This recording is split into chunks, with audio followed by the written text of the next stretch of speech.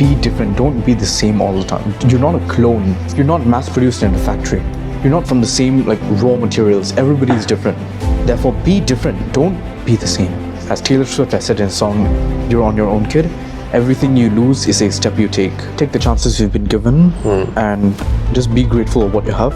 And I would definitely be more humble, for sure. And stay true to myself. I don't always follow trends. Because sometimes I feel like, what's the point? Apart from trying to fit in, I said, I don't want to fit in, I want to stand out. Once you enter the grave, you will take nothing with you. All you can take is the life you lived and the gratitude that you have expressed. Success isn't just measured by money or fame or wealth or career. Exactly. Everybody has their own definition of success. Yes. And it's whether you have achieved that definition. Sometimes losing something isn't the end. It's rather the beginning of discovering who you truly are. Hi guys, I'm Annalise, and welcome to the Success Compass, where we connect with inspiring young people from around the world who are shaping their own lives and making a positive impact. Today, I'm thrilled to be joined by Kishan, a supply chain operations management student here at UCSI University, who's learned to transform setbacks into strengths. From being diagnosed with a learning difficulty earlier in life, to questioning what the words success and intelligence truly mean, he's found purpose in faith, gratitude, and staying grounded in where he came from. And so, having said that, let's dive into his story. Welcome to the channel, Kishan. Hi, thank you for inviting me. Thank you for being here today. No worries. Yeah, and so before we begin with the questions, can you just briefly introduce yourself to help us know you better? Okay, so let me just introduce myself. I'm Kishan. I'm currently 19 years old, born in 2006. I'm a first year, second semester student doing a bachelor's in supply chain operations management. That's a wonderful intro. And so based on that, we'll dive into the questions now to know you better. And so the first is, can you describe yourself with 3 key words, and why would you choose those 3 words? Okay, 3 key words to describe myself. Well, first of all, I would say I am unpredictable. Unpredictable. Second of all, I would say I'm challenging. Challenging. Yes. In terms of wanting to challenge yourself, or? Both. I challenge myself and also challenge others. Another word I would use to describe myself would be risk-taking. Risk-taking. I like to take risks. I see. Those are very 3 interesting words, and I'm sure we'll explore why you will choose these 3 words in more detail as we move on with the more in-depth questions. And so the second is, in your opinion, what is the one unique aspect about yourself which makes you stand out among your peers? Me, I like to go to always choose the difficult route. Most people, they would choose the easy route because it's the most efficient, it's really easy, it's convenient. But then me, I'm always up for a challenge. So I always go for the difficult route when I do things. When I chose my degree, my academic pathway, I am somebody who belongs in linguistics or psychology, the social sciences, the fine arts. But then why did I go for a field that combines both finance and engineering? Yes. Because I look ahead about the future, what the demand is, what the industry is like, and also myself as well. I feel like if I'm too comfortable, I will be too comfortable. Therefore, once you challenge yourself is when you truly discover who you are. Yes. I want to be true to myself, so I'll put myself in a situation that really brings out the truth in me. I see. I think you're maybe a goal-oriented person, perhaps, thinking in terms of the future. Yes, I'm more goal-oriented, and I'm also more I'm a mix of goals and result-oriented. Yeah, and I think you're also someone who likes to challenge yourself, because if we stay comfortable in our comfort zone too long, then we will not be able to know who we truly are or what we are capable of, actually. Exactly. Right? Yeah. And so I wonder, when did you start to think like this, thinking differently, in this different perspective?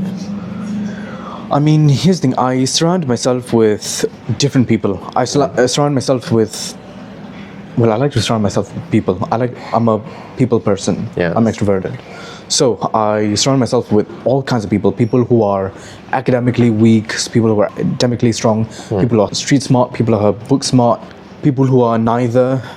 And I realized everybody has a niche thing about them. And I noticed everybody wants to be different. Yes. Therefore, I also must be different. I've conformed to the pressure of being different, not assimilating with everybody else. Where have you learned to appreciate this type of like diversity in terms of the people we interact with? Because I think many of us might think that there are some types of people we like or we are comfortable being Yes. around. And so how can we change our mindset to really changing to, oh, maybe we can go beyond the types of people we're comfortable with and explore different types of individuals as well? I think that really requires like a factory reset of your mind. Yeah. Because everybody has bias. There's no such thing as a non-biased person. Everybody has some form of bias in there. Yes. Therefore, you may like this person, but you may not like the other person.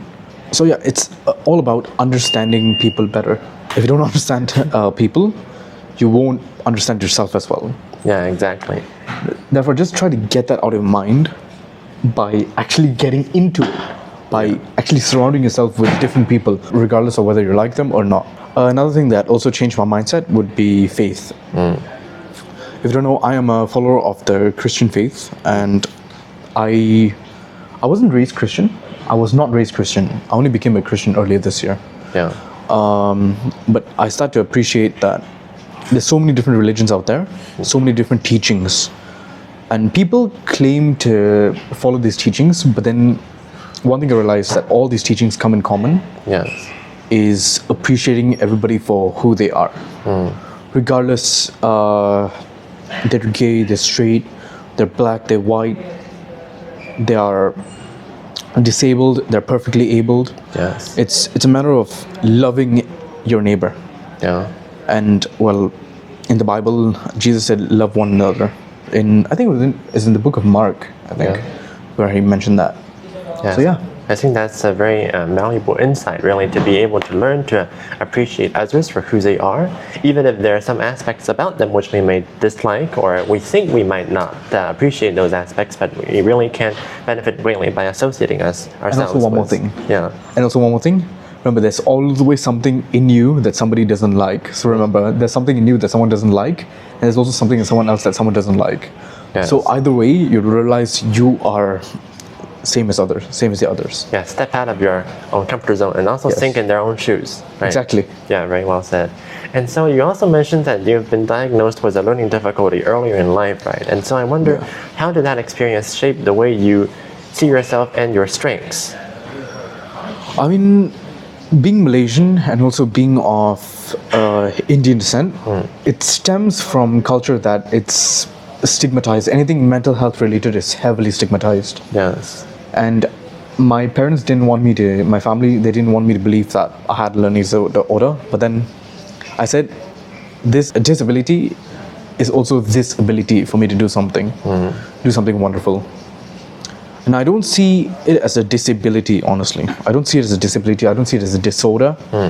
I see it as a superpower, more of it. Because when you lose something, you gain something. Yes. You'll eventually gain something, whether it's experience or something material. Whatever you lose, you gain something. As Taylor Swift has said in a song, "You're on your own, kid." Everything you lose is a step you take. So I may lose the ability to think normally, for my cognitive processes to align properly. Yes. But then, in exchange for that, I get a unique perception, a unique thought process that allows me to undertake tasks even better, allows me to think more freely, allow me to explore myself even better. Perhaps even think creatively, right? To think in a different perspective. Yes. Because you're not, in a sense, I think, confined by the patterns of thought we are used to, right? Exactly. Yeah. Yeah, I think that's also a particular strength you have, right? Like I always try, be different. Don't be the same all the time. You're not a clone. Yes. You're not mass produced in a factory. Yes. You're not from the same like raw materials. Everybody is different. Therefore, be different. Don't be the same.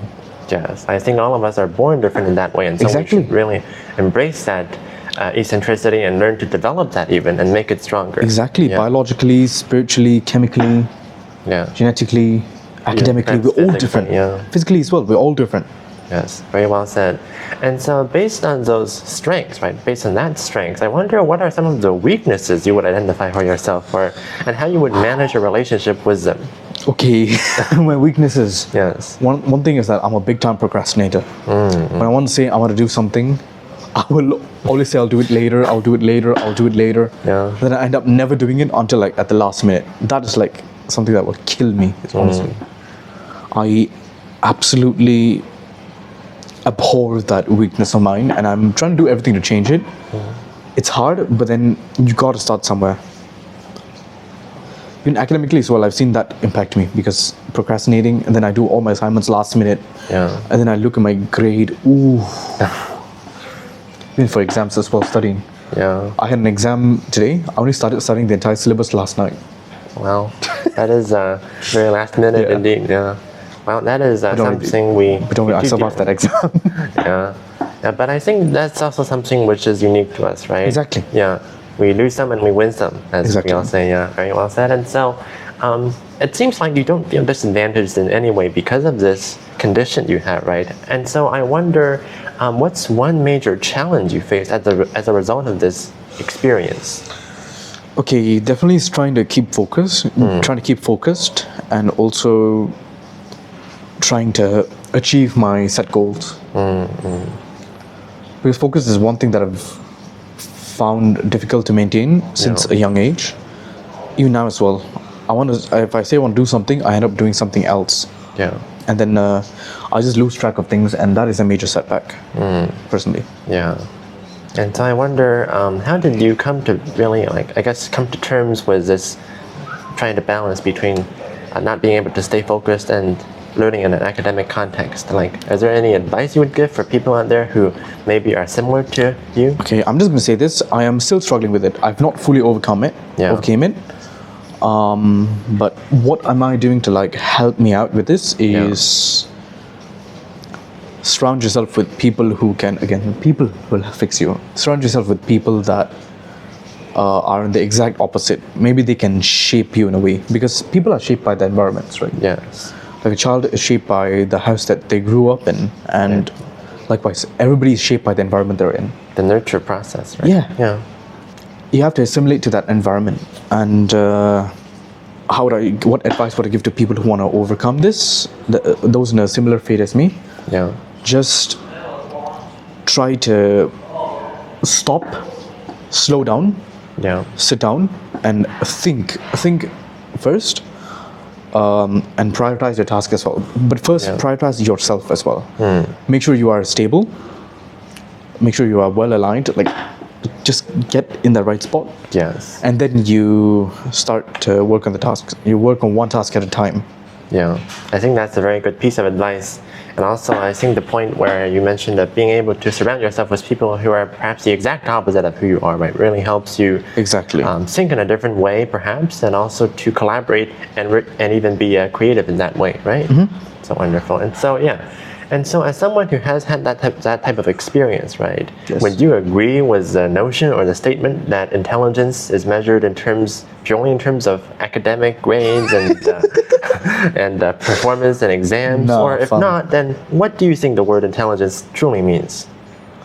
I mean, when you ask me about intelligence, normally the first thought that comes to mind to a lot of people, especially my family, would be intelligence would be the ability to perform something at the right time, at the best of your ability. Yes. But intelligence is more about your organizational skills, how you think, how you approach something. Yes.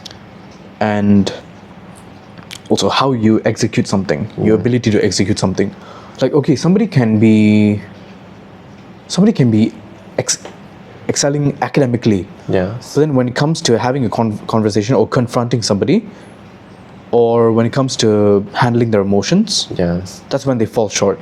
I'm also implying that intelligence is subjective. There's emotional intelligence, there's academic intelligence, there is organizational intelligence. Yes, organizational intelligence. But not everybody has the exact same level of intelligence. Intelligence, when you mention, is very broad, but then when you think about it even deeper, intelligence comes in many different forms.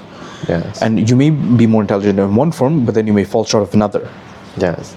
I think that's very true. There are many types of intelligences, and so there's really no reason for us to think any less of ourselves, because we suffer or we may lack one particular type of intelligence and Exactly. think we are a failure or we can't do this or can't do that, right? Exactly. Yeah, it's about changing the mindset, changing the way you see things. And so, apart from this one challenge, right, can you share with us another major challenge you faced in life? Another major challenge I face in life Yes. would be, I would describe myself as a people pleaser. And I do feel that is a challenge personally that I'm facing right now. Because I always want to impress people. That's why I always try to push myself to the max, Yeah. just to keep someone happy, to keep my family happy, to keep my friends happy. Yes. But then I do forget myself in the process. So, yeah. Have you learned to like reconcile with that in any way, or is it still something which challenges you in situations? It still challenges me, but then there's the beauty of it, and then there's the ugly side of it. Yeah. Just like every person, there's beautiful people, and then there's the ugly side inside of them. The outside's beautiful, the inside's ugly. Yeah. But then the beautiful side of it is that you maintain that relationship, you maintain that bond, and you also maintain your. It's more of an intrinsic thing, though.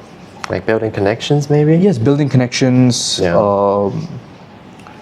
connecting yourself with like-minded people, Yes. increasing your likability, obviously, Yeah. and building friendship, building positive bonds.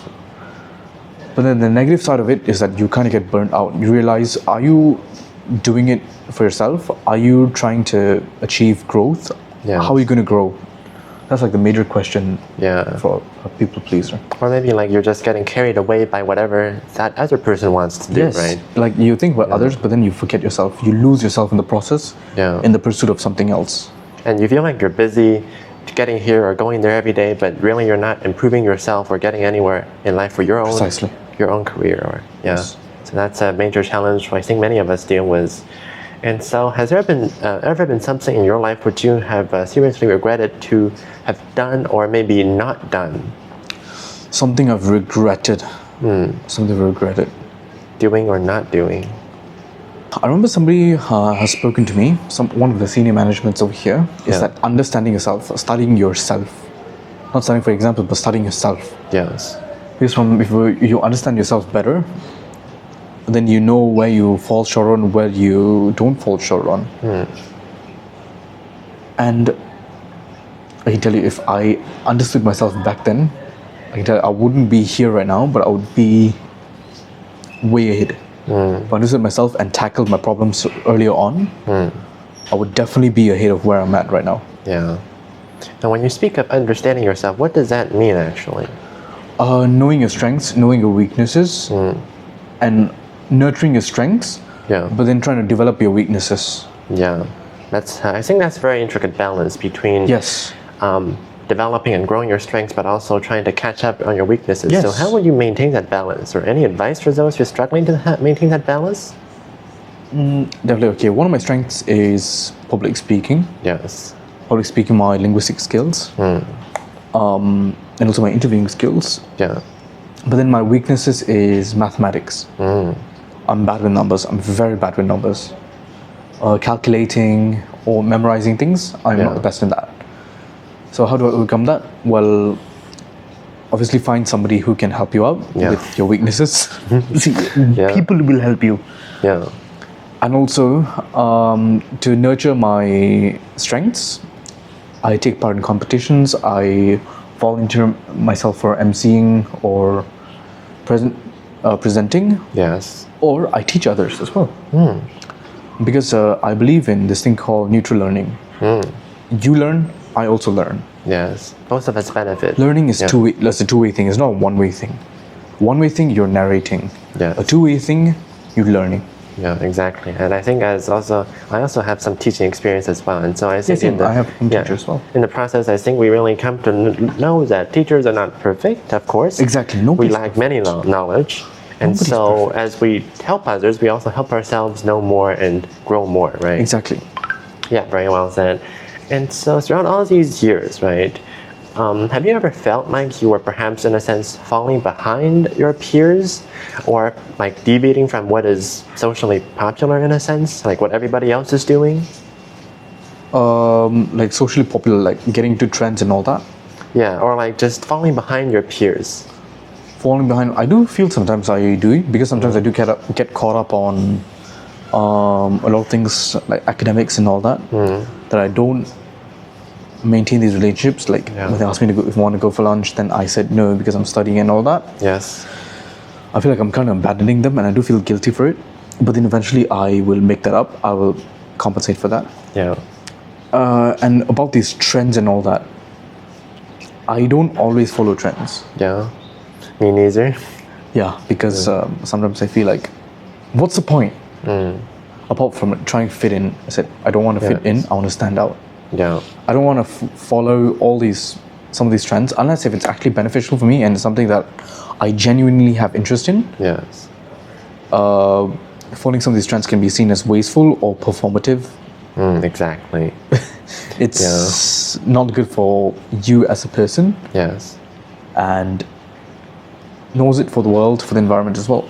Yeah. Because if you're going to be conforming to that pressure all the time, I can tell you, you are not going to last. Yeah, and you're gonna get carried away Exactly. and lose yourself in the process. You will lose yourself. Yeah. You're chasing something, but then you lose yourself in the process, as I mentioned earlier. Yeah, and I think it also relates back to the first point we mentioned, is being able to know that you are unique and there's no reason to be afraid or to be embarrassed for who you are, right? Yes. Yeah, exactly.